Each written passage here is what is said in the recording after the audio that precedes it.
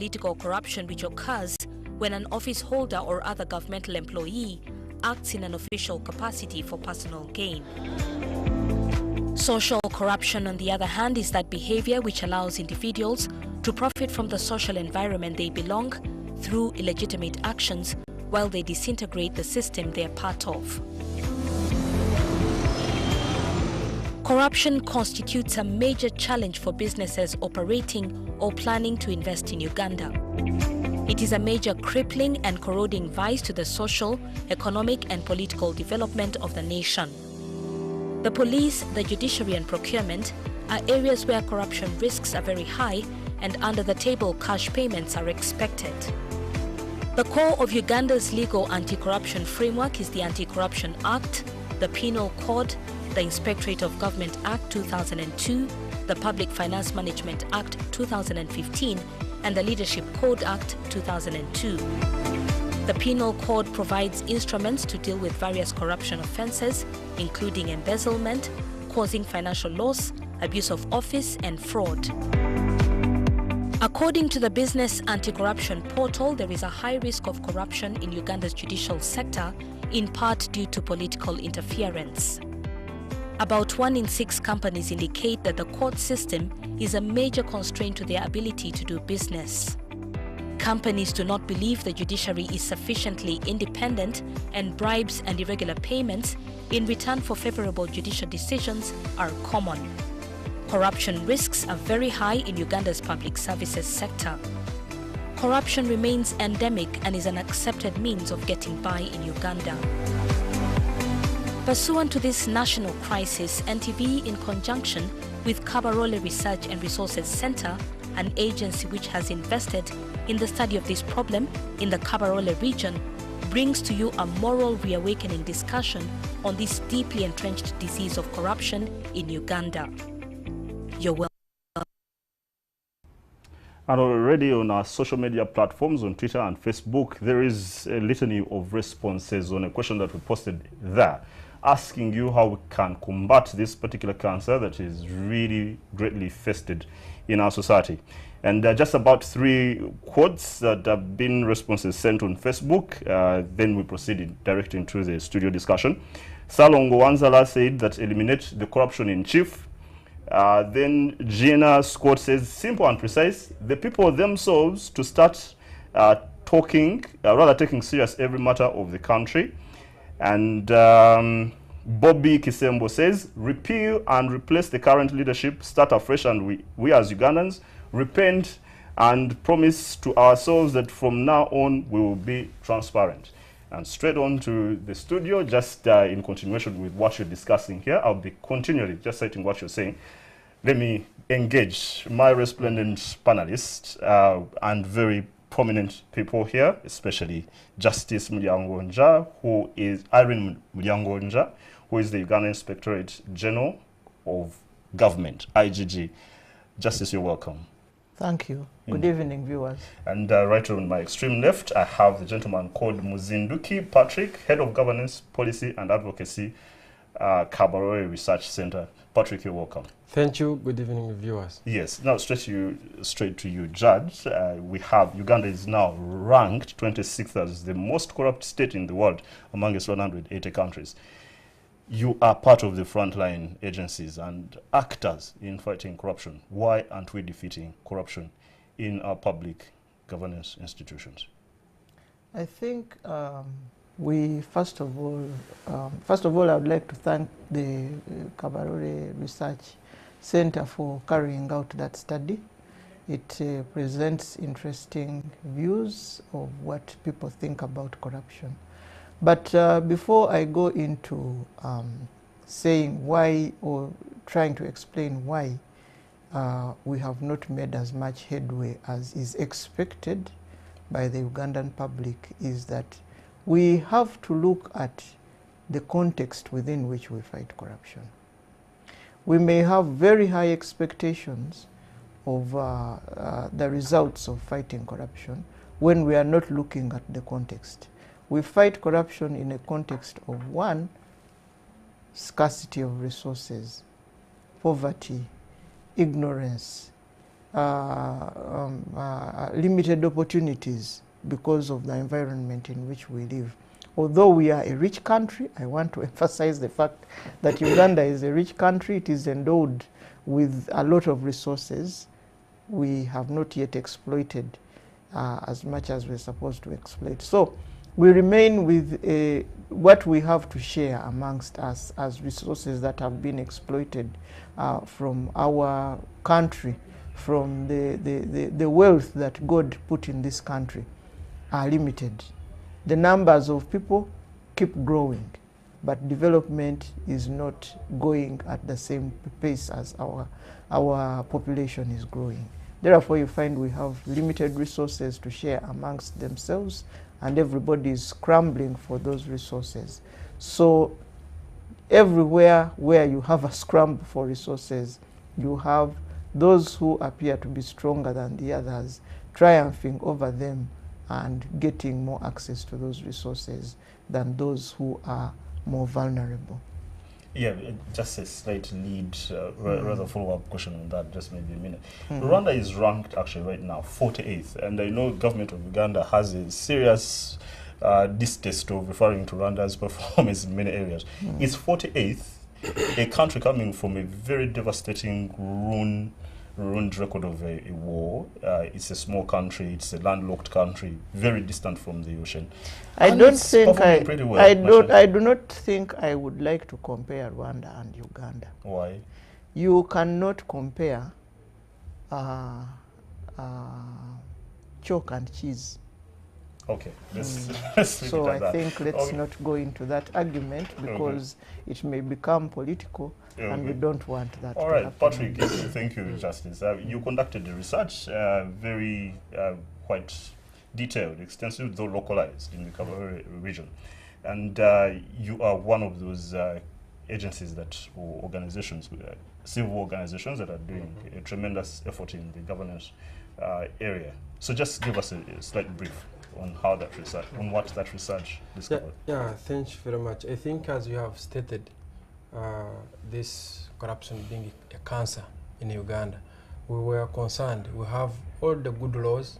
We have so many agencies that are fighting corruption, but you basically see a lot of things happening in the communities, a lot of cases of corruption increasing. We are asking ourselves why. Why is it that people find it very easy to beat and kill a chicken thief, and also meet a pickpocketer on the street and they lynch, but they find it very easy to celebrate, cherish somebody who has embezzled money. They don't find a problem with somebody who has taken a lot of things, who has done shadow work in the communities. When you go to church, you find people who are, for instance, branded to be corrupt, but they are being given front offices, they are being accepted. And we said, okay, what could be the problem? Can we dig deeper? Could it be that the society now is the one, through its values, norms, and way of doing things, that they have basically accepted this? You understand one of the cases, the minister who was arrested, people came to demonstrate that leave our man. Now, this whole thing was really trying to trigger us. What is this whole thing all about? Now, in Rwenzori region, including the whole country, look at these cases. And Rwenzori, we're talking about Yes, Kabarore, we're talking Kasese, about Bujon, yes, Toroko, Chenjojo, Chiriwa, yes. and Kamoy. You see, when you go to a health facility, you find health workers coming late, absenting themselves, others are taking drugs. You get it? But when we are trying to investigate, we are trying to look at the national values, the values of patriotism, the values of justice. Now, a midwife doesn't report to work, a mother dies. A midwife comes late to work, yet they took an oath to deliver quality services. Now, it tells you that in terms of justice, in terms of being patriotic, there is a big problem. Because if that health worker knew that the value of life, they wouldn't expose this mother to die. We also looked at the social network, how people relate, right from the household. to a community. You find people have friends, have schoolmates, have, they are going through the same churches. So there is a whole connection.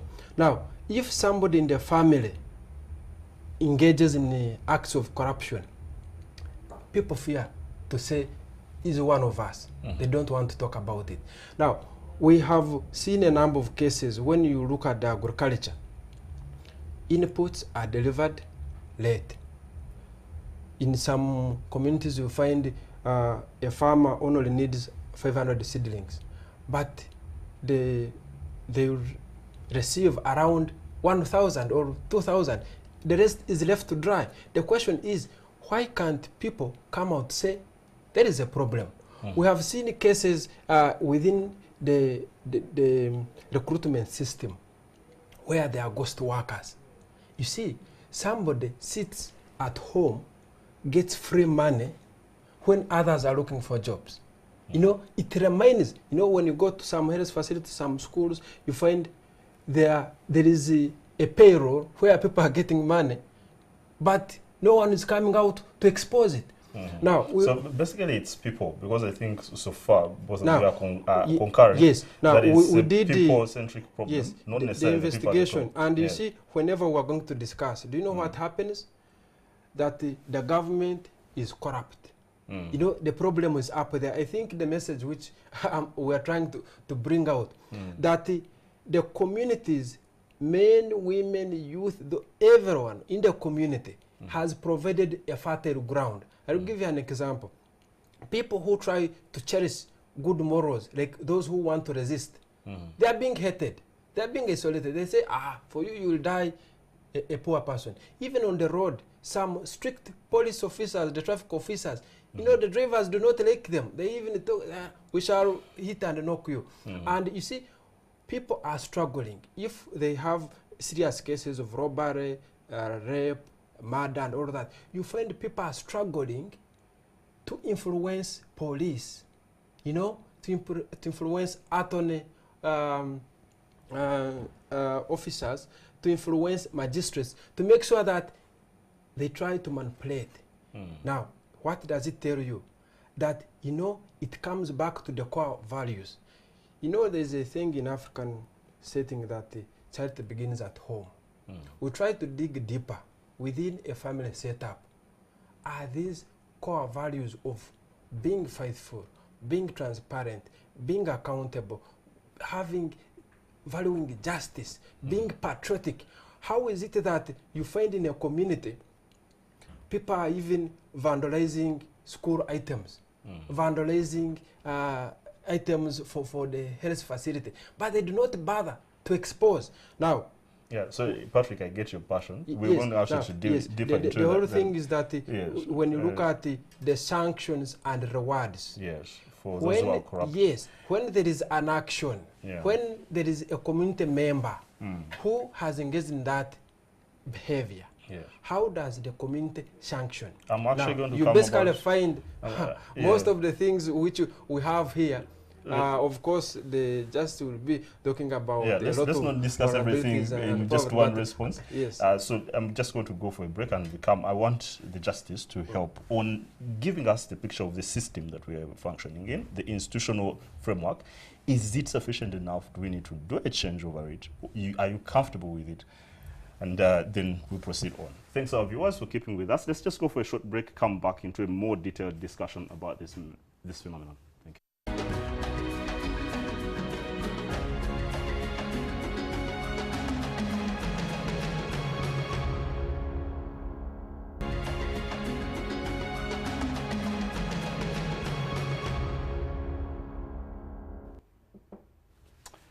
Thanks our viewers for joining us again. I'm Karagaba Baldwins, and we are discussing the scourge of corruption on our nation. And we posted questions on our social media platforms and on Facebook. I see Peter Wananende saying that about the solutions. We need to be accounting, there should be accounting for properties of all civil servants in the whole country without fear and questioning their source of income. Emma Cass says that government should sack all the corrupt officials found guilty, starting from the Uganda National Airlines scandal. And on Twitter, I have Nyimba Legacy. He says that let's remove Okay, Kataha from education, because corruption is now on the syllabus. We need to elect appropriate leaders. The thing is really so simple: change leadership from the top. Justice, Honorable Justice. You can hear the responses, very vehement, very passionate, and you have Uganda's anti-corruption legislative framework, which includes your very institution, IGG, the Penal Code, Public Finance Management, and the Leadership Code. And according to Global Financial Integrity, tax evasion, money laundering, and related corruption are costing Uganda at least about 1 billion shillings a year. Okay? And we're asking ourselves, what really now needs to be systematically and institutionally done has to make sure that we cushion ourselves against the fetters of this perpetuated corruption in the country. Okay, Uganda has all the legislation that we require to fight corruption, almost all, because we have the Anti-Corruption Act, we have the Penal Code Act, we have the Public Finance Management Act, we have the Public Procurement and Disposal of Public Assets Act. We also have the National Audit Act. All those are supposed to ensure accountability in the public sector. Now, what is not happening is enforcement of these laws. The Inspectorate of Government, the Public Procurement and Disposal of Public Assets Authority, the Office of the Auditor General, the Uganda Police, all those are enforcers of this legislation that we talk about. But what is not happening, I think, is that the enforcement is not as efficient as we would want it to be. We want to be able to prosecute many more cases than we are prosecuting right now. But when you look at the Inspectorate of Government, we only can prosecute 50 cases a year. The number from the Directorate of Public Prosecution may be slightly higher, but we cannot prosecute all the corrupt because the resources are not sufficient. What else do we do at the Inspectorate of Government? We also look at the assets and incomes of leaders in public offices by collecting declarations, which we are doing in this month of March. We also have what is referred to as the Ombudsman function, that is ensuring proper governance, that is strict adherence to the rule of law, principles of natural justice in public administration. That is supposed to help to make government more efficient, following the laws as they are supposed to, so that you curtail corruption. We believe that corruption is the way it is because of systems of administration that don't work as efficiently as they do.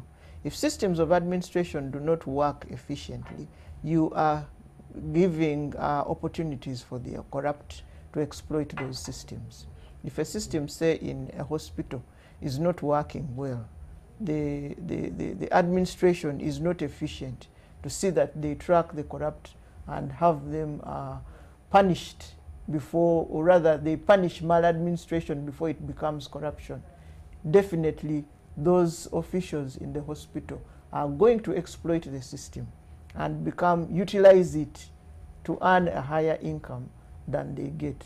I'm not saying that there's the supposition always that if people in the public sector earned more, they would not be as corrupt as we find them to be. But I think that the problem that we have is deeper than just incomes of people. The problem that we have is access to social services. For instance, let's go to the area of housing in Uganda. How many houses do we have, and what is the population that we have? Are we developing as much housing stock as we require? Definitely we are not, because even when you look at the National Housing and Construction Corporation that is supposed to be building houses, we are hardly building any. So what happens then for a person working in the public sector?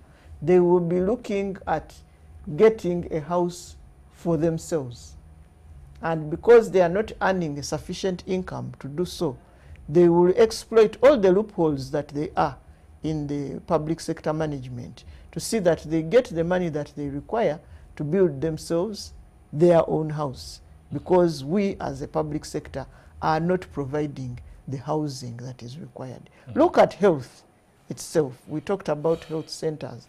My colleague here was talking about health centers and how they are not properly facilitated.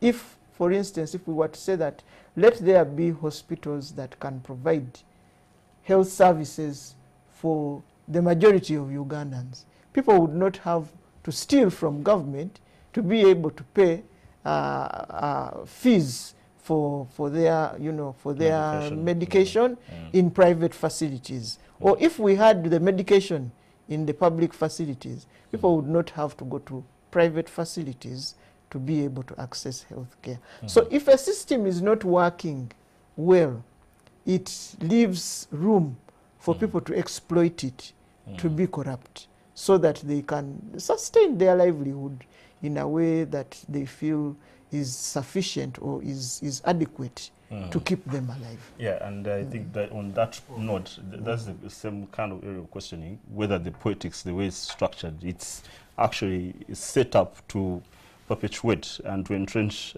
corruption itself. According to the 2015 Uganda Parliament report, the country had lost over 24 trillion Uganda shillings due to corruption, and according to World Health Organization, over 25% of medicines are lost to fraud and bribery. According to the 2017 BBC survey on corruption, it lists 10 top corrupt political parties in the world, and NRM is the second most corrupt political party in Uganda. And so we're asking ourselves, is Uganda's politics and public governance system literally too corrupt-centered that it can no longer permit anti-corruption behavior? Do you think our politicians and civil servants are the core reason for a corrupt Uganda? And if that's changed, do we need to have that changed? I think right from the beginning, I'm trying to position the civil servants and the politicians in a bigger society. This is a bigger picture. Yeah. And what I'm trying to tell you is a problem about the moral fabric of society. That even the politician has been groomed right from a household to a community. Now, I have seen in some schools, for instance, even kids now are giving out sweets for them to get elected. Now, in other communities, during campaigns, you don't see someone coming out to freely give you a vote based on your performance, but they say, bring something for the throat. But at the same time, look at this. We have a government.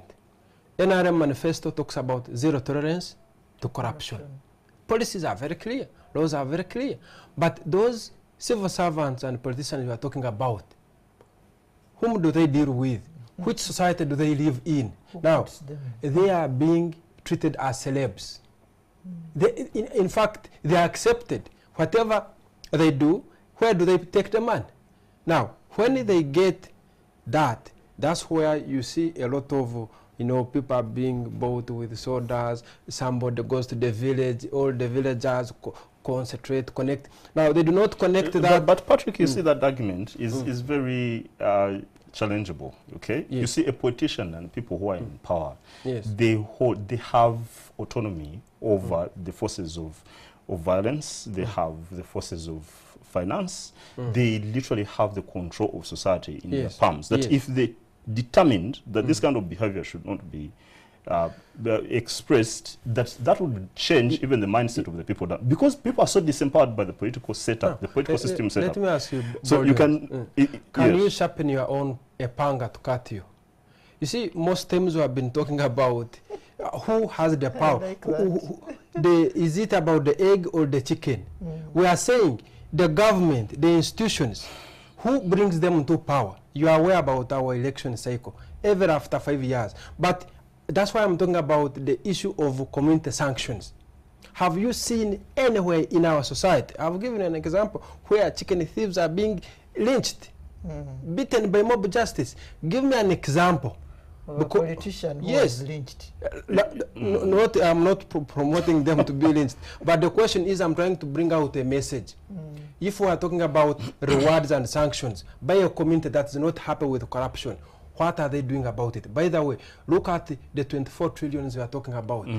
Who is taking it? Now, We are looking at... No, it is lost within the Yes, custody of lost. politicians. That's why- So you cannot bring And in the that's- person And who what is- do that's they issue. use it for? Who votes the What do they politicians? use it for? Who Let brings us them to also, power? let us Madam also Justice, find out- actually, that is no, that's let's what- answer okay, the question. absolutely. Let me Let's actually answer the question. because you're when the responsible. politician steals the money, Yes, where does it Madam go? Justice, actually your How institution many is beds- charged. How many your beds institution- does this politician sleep in? Very true. How many people does this politician bury? Yes, And Madam. where are all these people in the family of the politician, Yes. or they are in the community which Okay, votes him Madam into power? Justice, I IGG. think let us understand Very good. that this corruption is about the sharing of resources. Okay, and answer me on this. Your sharing of institution resources is charged with the responsibility of eliminating corruption. That is the mandate you're given. Abuse of authority and of public office, and your powers are really constitutionally enshrined, entrenched, and people are rotting in jails. You're seeing them, patients are dying in hospitals. You're seeing the poor losing land, and the rich literally automatically becoming landlords of sub-county land. But we're asking ourselves, okay, you're saying, you're making this complaint that it's not the politician, yet you're supposed to deal with the corruption of the political elites, of the people who are custodians of society resources. What has IGG, what have you done to ensure that actually you curb this? Because your responsibility is not... I am actually saying that the Inspectorate of Government does as much as it does, as it can do, within the resources that are allocated to the Inspectorate of Government. The Inspectorate of Government is given, what is the budget of Uganda today? 16 trillion. No, 18. It's 18 trillion. Yes. Do you know the budget of the Inspectorate of Government? In 1 year? You don't. It's 45 billion.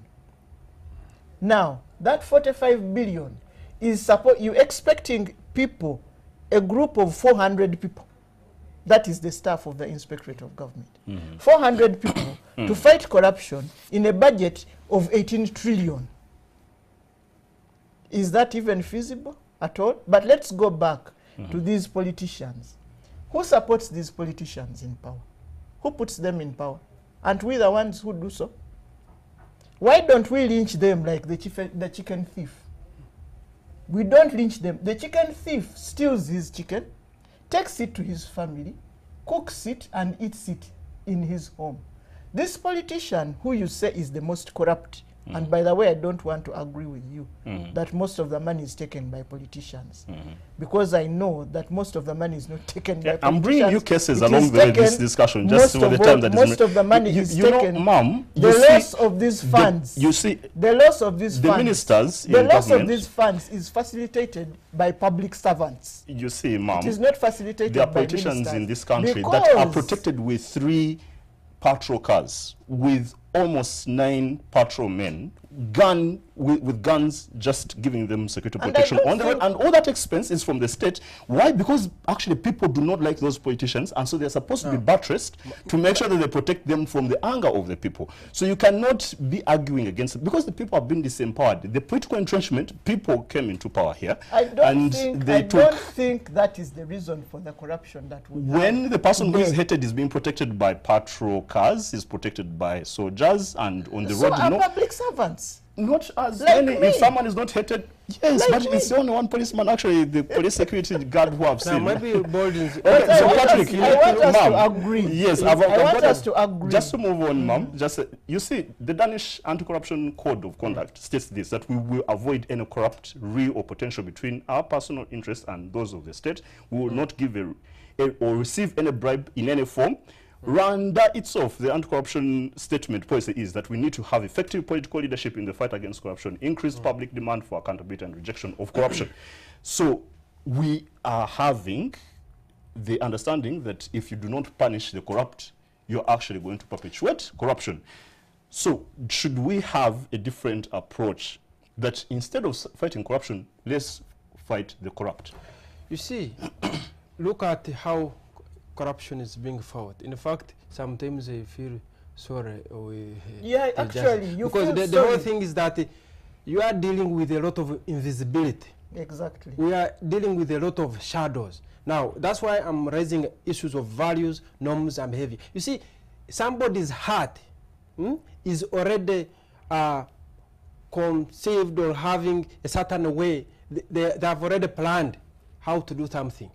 They already know the law, how to beat that law. Now, the question is, that's why I was saying, looking at the whole impact, because you are taking money which are meant to buy drugs, right? Now, it means inside your heart, you do not bother about the life to be saved by those drugs. You do not bother about what's going to happen to the money for the roads. Now, the question is, if we are talking about Ugandans being patriotic, what are we talking about?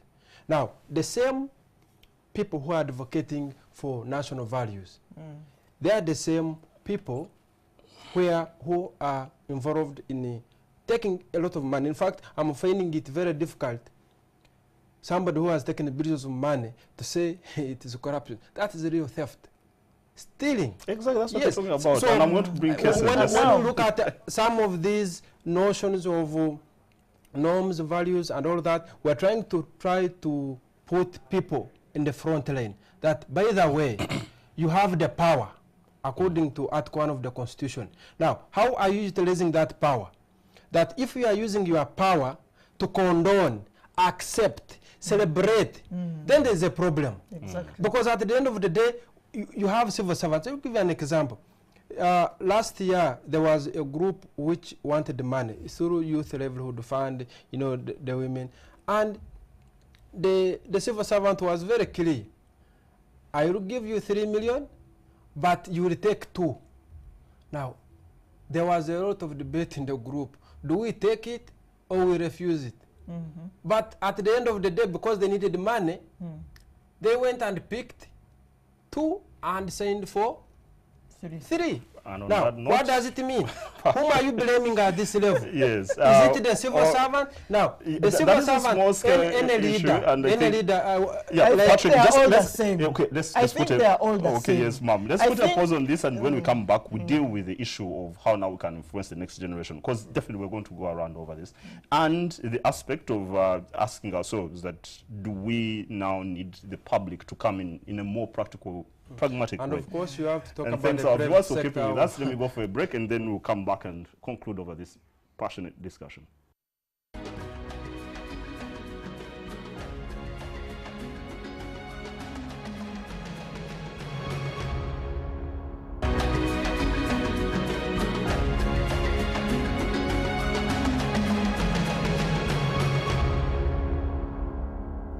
And thanks our viewers for keeping with us. I'm Karagaba Baldwins, and we're discussing the phenomenon or the stench of corruption in our country. And on that same question, on how should we deal with corruption in this nation, on Facebook, Patrick says that leadership issue which creates greed and selfishness, I think the time for this generation to hand over is here. They can't fight corruption, it will be the next generation. We all know all the guys in corruption scandals are ministers and prime ministers. How do you expect them to fight this? The answer is simple: vote out the current government and replace them with a new breed. And lastly, by the government putting the law of property for sale. Okay, I think that one we had noted it. Just one comment from Twitter. Unless corruption is dealt with from the top to the bottom, it won't be eradicated. Top corrupt officials must be severely punished without leniency, IGIB agenda, their mamas, and so on. Thanks for your contributions online. And you can hear the sentiment on the other side that actually is completely contradictory with what the two of us here have agreed on. You know what? Let me give you just a prominent constitutional case that actually was entangled with IGG office. Hopefully you remember it. The constitutional petition number 46 after 2011, after the Kololo Anti-Corruption Court, judged that Sam Kutesa, John Nasasira, and Mwesigwa Rukutana, all ministers at that time, were jointly charged and they had been found guilty by the IGG with the offenses of abuse of office let me correct and you. causing financial Let me loss. first correct Yes, you. ma'am. First of all, Yes. the Inspectorate of Government is not a judge. Okay, but it So had, the Inspectorate of Government cannot find a person guilty. The Inspectorate of Government can find evidence yes, which tends to implicate a person. exactly. Present it Now to a case court. came to Can I explain? Because I've not finished. I'm actually Yes. understanding your because it's the same explanation that was given by the Constitutional Court. Because these three gentlemen took the IGG to court, saying that you have no powers, you are actually not properly constituted, because by that time it was only the Inspector General that was present. The other deputies weren't there. They were quashing the very agency that had been put there to fight corruption, meaning that there is a sickness within the government itself that people understand. They put an agency which is just a barking dog, can't bite, like the IGG, and so we're asking ourselves, how do we redeem ourselves from this problem? How do you help the next generation, especially because that is, for me, the concern. We believe, based on the evidence presented, that most of the monies that are lost and the resources misused in Uganda are by people who are in power and old people. So how do we influence the next generation to make sure that we don't get I want to thank you very much for you giving me this opportunity, actually. Because now you've given me the opportunity, which I have been dying to have, to explain how syndicated corruption happens. Syndicated corruption is corruption which is carried out by groups of people. That is where we lose most money in the public sector. And it is usually through procurement. Now, when you have a procurement, I can assure you, you will never have a case in which billions of shillings are stolen from government where the private sector is not involved. And I can assure you, this private sector is not only made up of old men.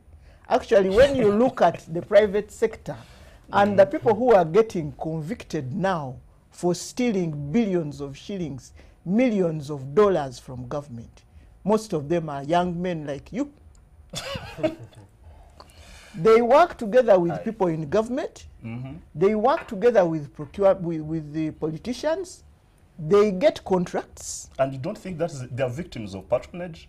I don't want to think that they are ignorant of what they are doing.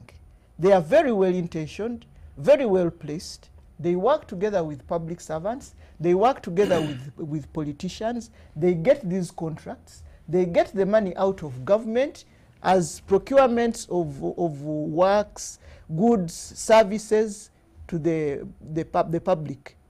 Then the money is siphoned out of the public sector and taken into the private sector. Then it is shared between those young men and the old men who you are calling politicians. Some of them actually young men who are also politicians. They share it between those three.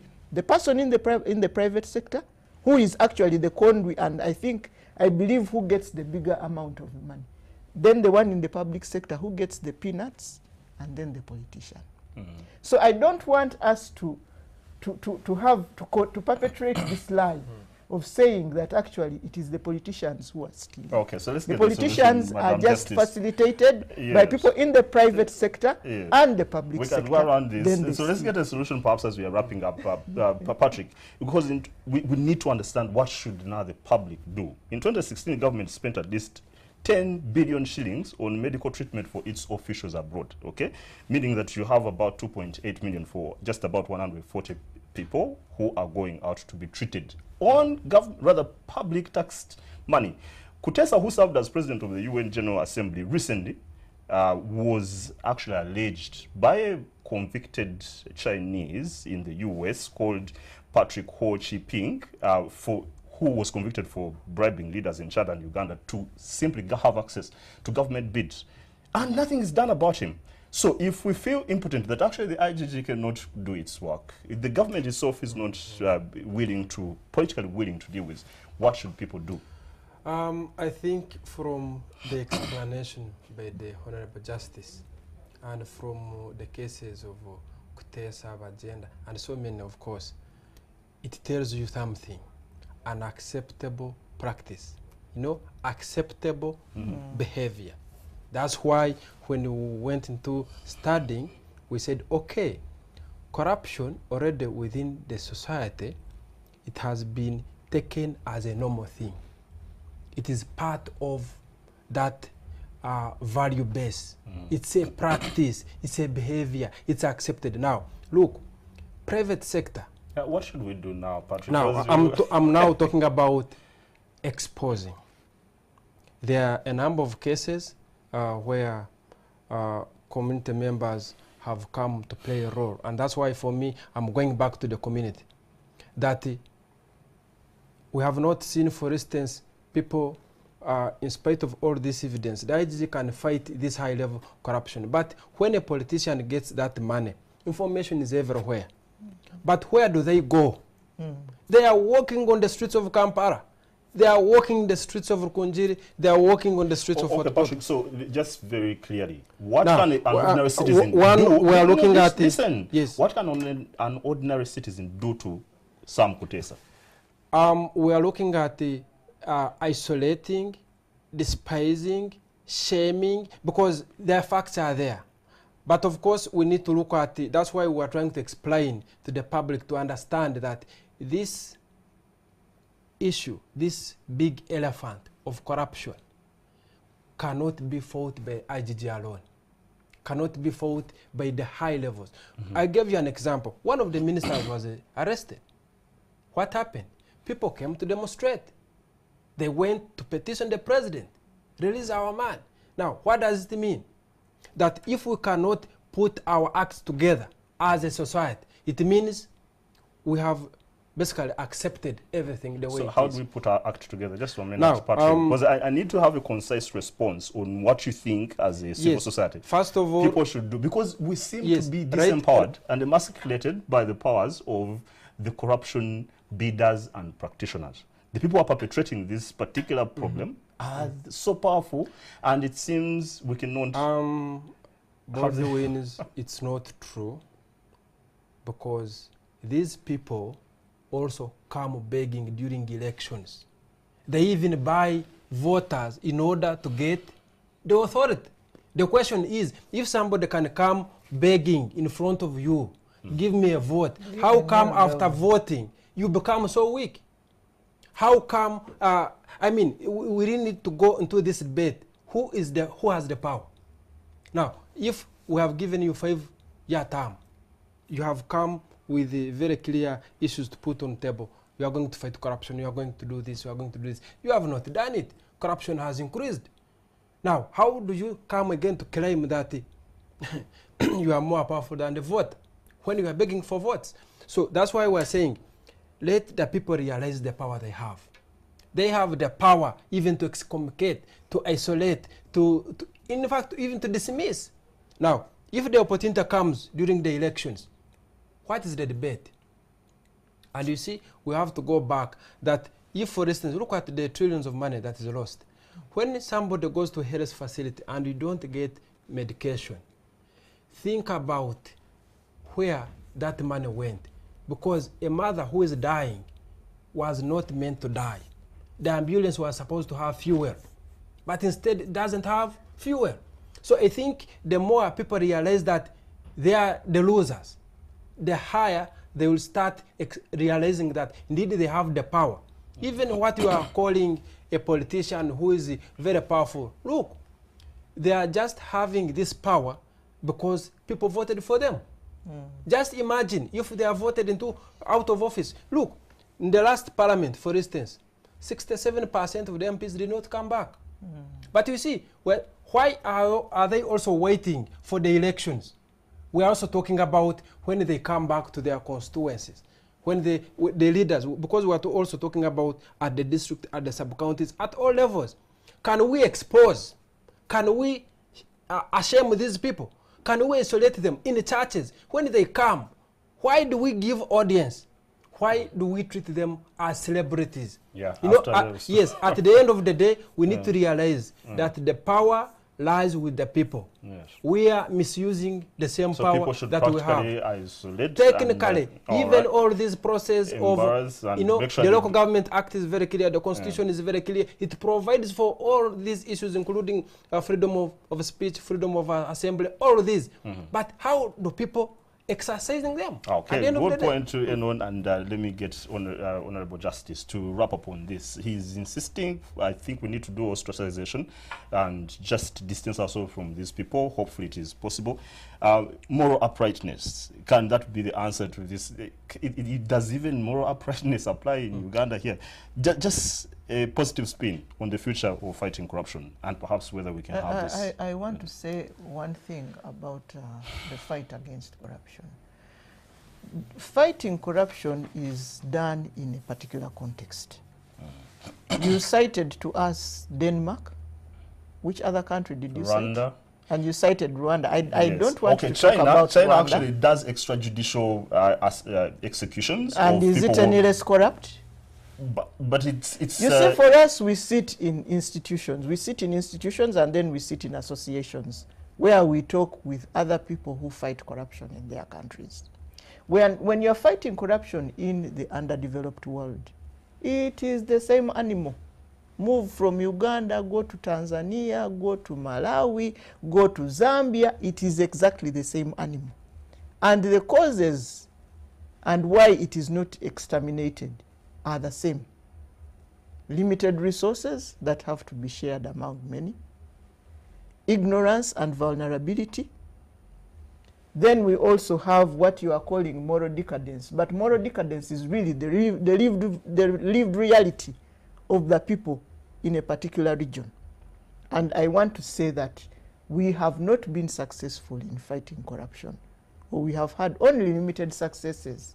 We retreat and surrender and go back and start fighting again and then run away again and start fighting again. The reason is the environment in which we are fighting the corruption. So the environment needs to be the changed. The environment How do we change that? needs Just to as we're change. ending up to make an We optimistic... need to have, we need to have, first of all, the issues of governance have to be dealt with, both at the level of the political and the economic. You cannot think that, I have heard many people on the forums are saying if we deal with the politics, then we will be happy, we will have no more corrupt people. But what is the economy like? What kind of economies do we have? Why are our economies the way that they are? Those economies are the ones that predispose us to the corruption that we are fighting here. And it is not in Uganda only. If you look at the region south of the Sahara, apart maybe from South Africa, the same animal, the way it manifests here is the way it manifests in all those other countries. So the solution must be the same for all of us. Unless we reach the levels of development that the Norwegians, the Danish that you are talking about here have reached. I don't want to talk about Rwanda. You know, that is very ironic. I don't want to talk about Rwanda because I don't know what is inside Rwanda. And I don't want Transparency International did the same study in Rwanda, just as by the way, in Kenya. Those results of Transparency International. Is 144th, Tanzania is 99th. Those levels of Transparency International are also sometimes peppered with the politics in the region. Really? Yes, they are. So if Uganda had been wrong, so what would make Uganda to be wrong? Just 1 minute, because but also, it's because we can't talk about Rwanda on the screen. But between you and I, yes, we know the differences. Let us talk about Rwanda. Yes, not on the screen. Okay, ma'am. Considering who we know, we have relatives and friends and what have you, and we talk about it. Honorable Justice Irene Mulyagonja, the Uganda Inspector General of Government, IGG, and Mr. Muzinduki Patrick, Head of Governance Policy and Advocacy, KRC. You've been profoundly magnificent in this impassioned discussion, in as much as it's wide and we can't really exhaust it. But thank you so much for your contribution. Ma'am, I look forward to seeing you again here. And same with Patrick. Thank you for inviting us. And thanks to all our viewers and for everyone who has participated on our social media platforms. I'm Karagaba Baldwins. And if you are out there as a government agency or an NGO or an MDA, please come talk to us if you want to have a discussion that is customized to the general public interest, but more centered to your own particular preference. Come talk to us, talk to our general manager, myself, or our sales team, and we'll do a profoundly great job. Have a great night. God bless.